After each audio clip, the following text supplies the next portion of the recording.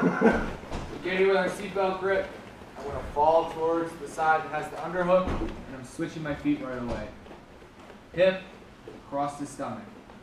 If I'm lazy with this foot that's supposed to go across the stomach, once I get everything set up and I'm trying to finish, it's difficult for me to move him over. This foot's flat over here, he's going to start to escape, and I'm not going to be able to control him as well.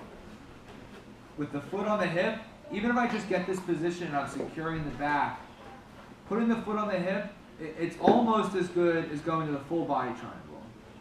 If he starts to move when he puts his back flat, I can come off the hip right away under this leg and prevent that from happening. So I'm here with a lot of mobility. If he starts going hard in the other direction, I just put my hook back in. If I have the body triangle and he goes all the way over, now I'm in danger of getting foot locked over there. So sometimes when you get this position, playing with the foot on the hip is a little bit better for me. Personal preference.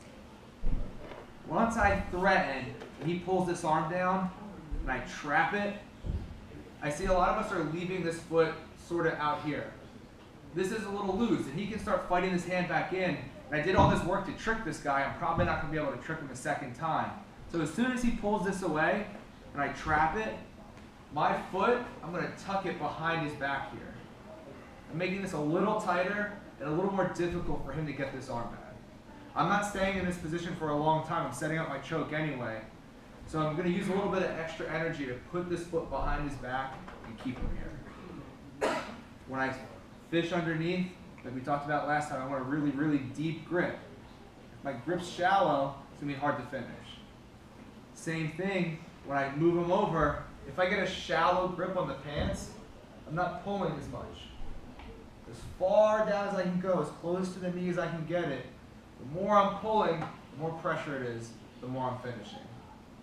This is a choke where I want everything to be deep. I want a deep grip on the collar, I want a deep grip on the pant leg, and I want to keep rotating until I get to finish. So let's do a few more reps, and let's pay a little bit more attention to when I'm setting up, I'm trapping, I'm hiding this foot behind his back to make this tighter. I'm getting a very, very deep grip on my collar. When I'm looking to finish, I'm getting a very, very deep grip on the pant leg as well. Does that make sense? Let's try a few more.